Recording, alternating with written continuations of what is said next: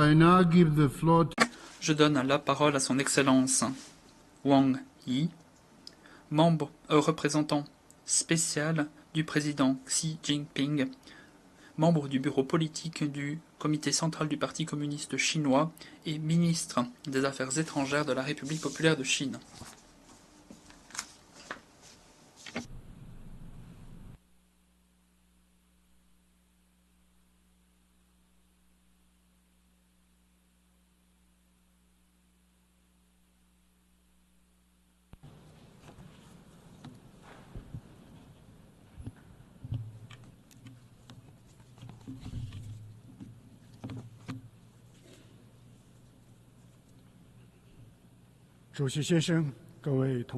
Monsieur le Président, chers collègues, aujourd'hui l'humanité se trouve de nouveau à un carrefour historique. Nous sommes dans un monde fait de transformations et de turbulences. Le désordre sécuritaire, le déséquilibre de développement et la défaillance de la gouvernance s'accentuent. Les conflits régionaux, les confrontations entre grands pays et les tensions géopolitiques se multiplient. Nous éprouvons une plus forte inquiétude quant à l'avenir de notre planète. Dans le même temps, nous sommes aussi dans un monde plein d'espoir. La tendance contemporaine à la multipolarisation et à la mondialisation s'avère impétueuse et irrésistible. L'aspiration des pays du Sud global à la modernisation n'a jamais été aussi forte. Nous n'avons jamais été aussi fermes dans notre marche en avant vers la modernisation. L'Organisation des Nations Unies porte l'aspiration des différents peuples à une paix durable et à une prospérité commune.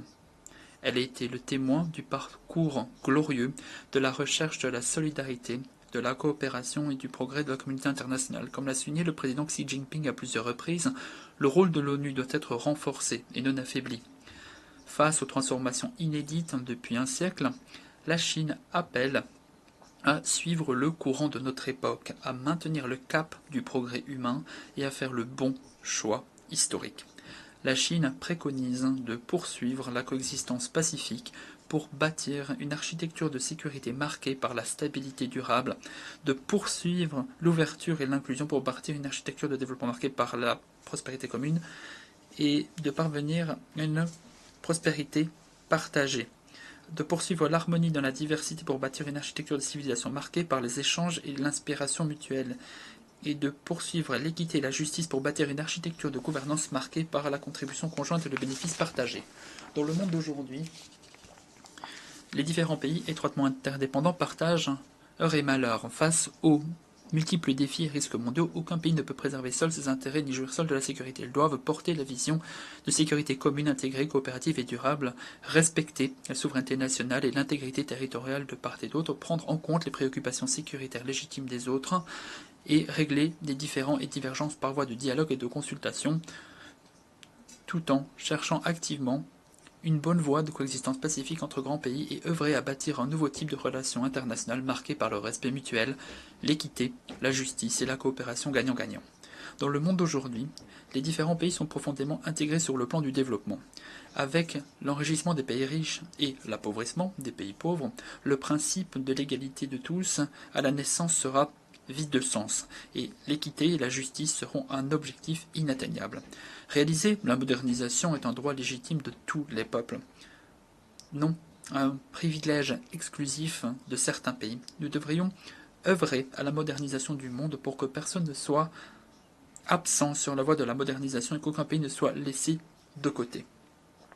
Nous devons promouvoir une mondialisation bénéfique pour tous et inclusive, nous opposer sans équivoque à l'unilatéralisme et au protectionnisme, accompagner les pays en développement dans leurs efforts pour combler le fossé du développement et préserver la vitalité de la croissance économique mondiale. Dans le monde d'aujourd'hui, les différentes civilisations se distinguent par leur originalité. Comme l'a indiqué le président Xi Jinping, aucune civilisation du monde n'est supérieure aux autres. Elles se différencient par leurs caractéristiques et origines géographiques. Nous devons respecter la diversité des civilisations, transcender le clivage et le conflit civilisationnel par des échanges et l'inspiration mutuelle, porter les valeurs communes de l'humanité que sont la paix, le développement, l'équité, la justice, la démocratie et la liberté, renoncer à la diplomatie des valeurs et nous opposer à la confrontation idéologique en vue d'un respect mutuel dans l'esprit d'égalité et d'un renforcement mutuel dans l'esprit d'inclusion. Dans le monde d'aujourd'hui, tous les pays sont égaux et souverains.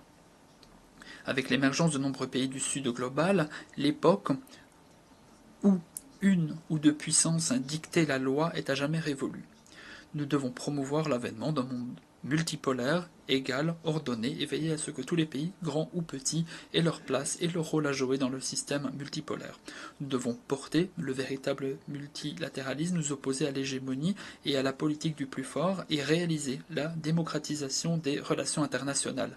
Nous devrions poursuivre le principe d'ample consultation, de contributions conjointes et de bénéfices partagés, et faire évoluer la gouvernance mondiale dans un sens plus juste et équitable. Monsieur le Président, la paix est la richesse la plus précieuse dans le monde d'aujourd'hui. On se demande s'il existe un chemin vers la paix. En réalité, c'est la paix qui constitue en soi le chemin à suivre. Sans la paix, le développement ne saurait être durable. Sans la paix, la coopération ne saurait être possible. Pour réaliser la paix, une petite lueur d'espoir suffit à ne pas renoncer. Et la moindre possibilité mérite une multiplicité d'efforts.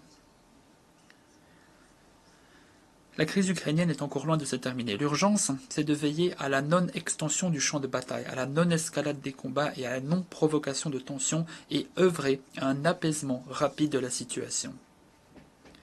La Chine est en train de jouer un rôle constructif et de poursuivre des navettes diplomatiques, de favoriser des pourparlers de paix. Nous ne souhaitons pas jeter de l'huile sur le feu ni chercher à tirer profit du conflit. En marge de la présente session de l'Assemblée générale, la Chine, le Brésil et d'autres membres du Sud ont créé le groupe des Amis pour la paix dans l'objectif de poursuivre les buts et principes de la Charte des Nations Unies, de fédérer les esprits pour le règlement politique de la crise et de contribuer à la réalisation de la paix. La question de la Palestine est le plus grand affront à la conscience internationale. Le conflit persiste à Gaza, causant chaque jour davantage de victimes civiles. Il ne faut plus oublier le Liban. La force pourrait remplacer la justice. Il ne faut plus s'esquisser devant ou se mettre de côté devant l'aspiration de la Palestine à établir un État indépendant, ni négliger l'injustice historique infligée au peuple palestinien. Un cessez-le-feu complet est la priorité absolue, et la solution à deux États est la voie fondamentale à suivre. La Chine a toujours fermement soutenu la juste cause du peuple palestinien de rétablir les droits nationaux légitimes, ainsi que un soutien de l'adhésion de la Palestine à l'ONU. Nous avons récemment contribué à des progrès substantiels dans la réconciliation intra-palestinienne et nous continuerons à travailler avec les pays aux mêmes idéaux, à promouvoir un règlement global et juste de la question de la Palestine et à réaliser la paix et la sécurité durable au Moyen-Orient. La question de l'Afghanistan met en jeu la paix et la sécurité régionale. Il est important d'aider les pays à poursuivre des politiques modérées, à lutter contre le terrorisme avec efficacité, à améliorer le bien-être social et à relancer l'économie pour recréer une vie meilleure pour le peuple afghan. La péninsule de Corée ne doit plus retomber dans les conflits. Il faut œuvrer inlassablement à la désescalade de la situation, régler les problèmes par le dialogue et les consultations et passer par un mécanisme de cessation des hostilités à un mécanisme de paix pour assurer la paix et la stabilité dans la péninsule. La Chine est profondément consciente du fait que l'Asie a besoin de stabilité, de développement et rejette la division et le conflit. Ce continent, un des berceaux de la civilisation humaine et un moteur clé de la croissance mondiale, a la sagesse et la capacité d'assurer la stabilité par la coopération régionale et de gérer de manière appropriée les divergences à travers le dialogue et les consultations. Nous nous opposons fermement à l'émission de pays hors de la région en Asie et aux agissements de toute force visant à semer le trouble et à inciter à la confrontation dans la région. Monsieur le Président, face aux défis mondiaux de plus en plus sérieux, la Chine n'est jamais restée les bras croisés. Non, bien au contraire. Elle a déployé des efforts sans précédent pour participer à la gouvernance mondiale. Ces dernières années, le président Xi Jinping a avancé, présenté l'initiative pour le développement mondial, l'initiative pour la sécurité mondiale et l'initiative pour la civilisation mondiale, mettant à contribution la sagesse de la Chine pour régler les problèmes auxquels est confrontée l'humanité, apportant la force de la Chine pour perfectionner la gouvernance mondiale. Face à la disparité et à l'insuffisance de développement dans le monde, la Chine estime qu'il faut placer la question du développement au cœur de l'agenda international, se focaliser sur la réalisation des objectifs de développement durable à l'horizon 2030 des Nations Unies, consacrer davantage de ressources au développement et aider les pays en développement à mieux répondre aux divers défis et risques. Lors du sommet de Beijing du Forum sur la coopération sino-africaine qui s'est tenu récemment, le président Xi Jinping a présenté 10 actions de partenariat Chine-Afrique sur la modernisation et a annoncé la décision d'accorder le traitement de tarifs douaniers zéro à 100% de catégories de produits exportés vers la Chine par plus de 40 pays les moins avancés, dont des pays africains. La Chine est ainsi devenue le premier pays parmi les grands pays en développement et les principales économies du monde à avoir adopté une telle mesure majeure. Face aux sanctions, aux blocus et autres agissements d'intimidation unilatéraux, la Chine soutient fermement les efforts des différents pays visant à défendre leurs droits et intérêts légitimes, à préserver un système international équitable et ouvert, à promouvoir un développement mondial plus inclusif et plus coordonné pour toutes et tous, à lutter ensemble contre le blocus technologique et rejeter les ruptures des chaînes d'approvisionnement. Les sanctions et pressions ne mènent pas au monopole ni à la prédominance, et la répression et l'encerclement d'autrui ne résout pas de problème à domicile. Le droit des peuples du monde à une vie meilleure est inaliénable. À cette occasion, nous exhortons, encore une fois, les États-Unis à lever entièrement le blocus et les sanctions contre Cuba et à l'enlever de la liste des pays soutenant le terrorisme. Face à l'aggravation continue des défis écologiques, la Chine poursuit inébranlablement la voie du développement vert et s'engage à passer des pics d'émissions de carbone à la neutralité dans les délais les plus courts de l'histoire pour contribuer activement à la coexistence harmonieuse entre l'être humain et la nature. Il faut poursuivre le principe des responsabilités communes mais différenciées et appliquer effectivement l'accord de Paris au niveau mondial. Les pays développés doivent aider les pays en développement à renforcer leur capacité de riposte. Il ne faut pas faire de grands discours sur la lutte contre les changements climatiques tout en s'attaquant arbitrairement aux industries écologiques d'autres pays et en ralentissant le développement durable à l'échelle mondiale.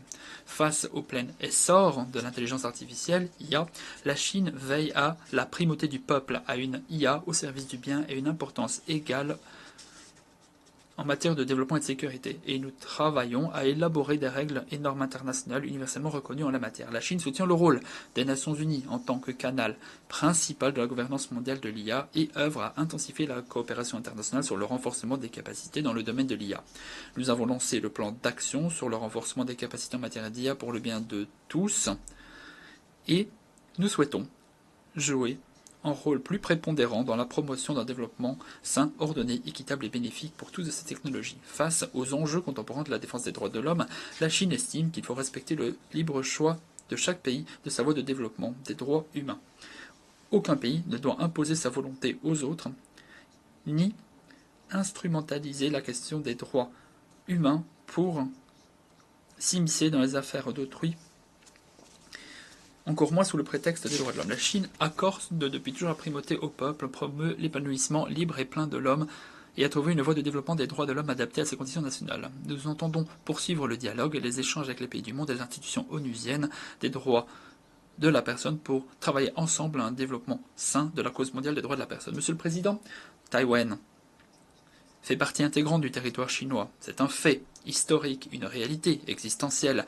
La déclaration du Caire et la déclaration de Potsdam ont stipulé clairement que le Japon devait restituer à la Chine les territoires chinois qu'il avait dérobés, comme Taïwan et les îles Penghu, ce qui constitue une composante importante de l'ordre international d'après-guerre. Il y a 53 ans, dans cette auguste assemblée, la 26e session de l'Assemblée générale des Nations unies a décidé, par l'adoption d'une majorité écrasante, la résolution 2758, décidant de rétablir la République populaire de Chine dans tous ses droits aux Nations unies, de reconnaître les représentants de son gouvernement comme les seuls représentants légitimes de la Chine à l'ONU et d'expulser immédiatement les représentants de la région de Taïwan de l'ONU ainsi que de toutes les agences y afférentes. La résolution a réglé définitivement la question de la représentation de la Chine tout entière, dont fait partie Taïwan au sein des Nations Unies. Elle affirme clairement qu'il n'existe pas deux Chines, ni une Chine, un Taïwan. Sur cette question de principe, il n'y a aucune zone d'ombre, aucune place pour l'ambiguïté. La réunification complète de la Chine sera une réalité. Taïwan rentrera dans le giron de la patrie, c'est une tendance historique qu'aucun individu, aucune force ne saurait renverser. Monsieur le Président, dans quelques jours, la République populaire de Chine fêtera son 75e anniversaire. Au cours des 75 ans écoulés, quels que soient les aléas internationaux, le choix de la Chine reste toujours inchangé, à savoir concentrer les efforts pour le bonheur du peuple et le renouveau de la nation. Nous sommes attachés au progrès de l'humanité et à l'harmonie dans le monde. Tout en œuvrant à son propre développement, la Chine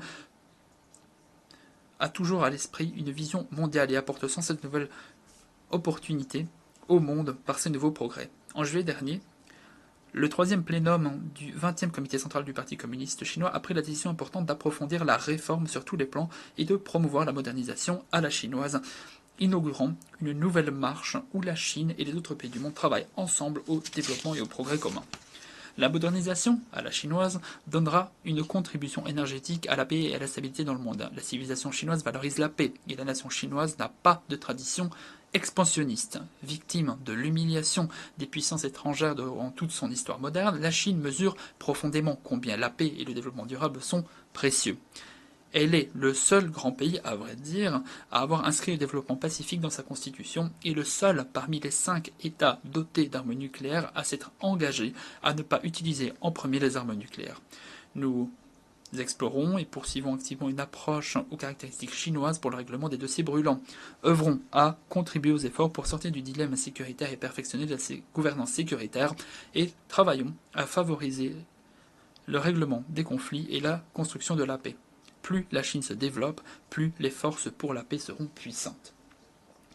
La modernisation à la chinoise donnera une contribution énergétique au développement commun. La Chine ne cherche pas que son propre bien, non, elle souhaite avancer main dans la main avec tous les pays du monde. Nous œuvrons, par l'élargissement de l'ouverture de haut niveau, à nous aligner sur les règles économiques et commerciales internationales de haut standard et à bâtir un environnement d'affaires de premier rang mondial qui soit conforme aux principes du marché. Nous continuons à faciliter la mobilité humaine en mettant en place un régime d'exemption totale de visa avec plusieurs pays et en étendant notre politique unilatérale d'exemption de visa à plus de pays. Nous œuvrons énergiquement à la coopération de qualité dans le cadre de l'initiative La ceinture et la route et soutenons le programme à l'horizon 2030. Nous redoublerons aussi d'efforts pour mettre en œuvre les 8 mesures en soutien de la coopération du Sud global et des initiatives importantes pour soutenir la paix et le développement en Afrique, de sorte que les pays du Sud global avancent à grandes enjambées sur la voie de la modernisation. La modernisation à la chinoise donnera une contribution énergique au perfectionnement de la gouvernance mondiale. La Chine soutient depuis toujours la réforme et l'évolution de l'ONU ainsi que la mise en place d'une ONU 2.0. L'architecture financière internationale doit se mettre au diapason de notre temps et la gouvernance mondiale doit devenir plus équilibrée, plus efficace. La Chine continuera à s'acquitter de ses obligations internationales et apportera son soutien financier à l'ONU et lui fournira ses meilleurs talents. Le système onusien doit répondre aux revendications légitimes des pays en développement et augmenter la représentation et le droit à la parole des pays du Sud global. La modernisation à la chinoise donnera une contribution énergique au progrès de la civilisation humaine. La modernisation à la chinoise trouve ses racines dans la terre chinoise, certes, mais s'inspire aussi des acquis d'autres civilisations, créant une nouvelle forme de civilisation humaine, offrant une nouvelle option aux différents pays dans leur recherche de voies de modernisation. La Chine poursuit sa quête d'inspiration mutuelle entre civilisations et rejette l'hégémonisme culturel de la confrontation idéologique. Nous avons proposé l'instauration de la Journée internationale pour le dialogue entre les civilisations. Nous souhaitons plus d'échanges entre personnes, entre civilisations dans le monde pour promouvoir la prospérité. Monsieur le Président, l'année 25 marquera le 80e anniversaire de la victoire de la guerre mondiale antifasciste et la fondation de l'Organisation des Nations Unies. La Chine entend travailler avec tous les autres pays du monde pour se rappeler la vocation et les missions de l'organisation, réitérer nos engagements fermes envers l'agenda des Nations Unies et promouvoir un véritable multilatéralisme en vue de construire une communauté d'avenir partagée pour l'humanité en bâtissant un monde meilleur. Je vous remercie.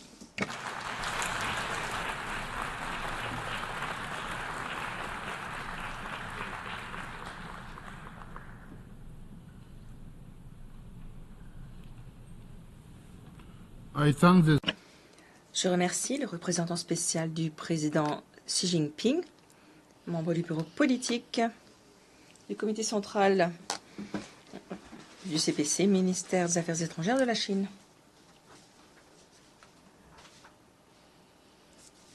Je donne maintenant la parole à son Excellence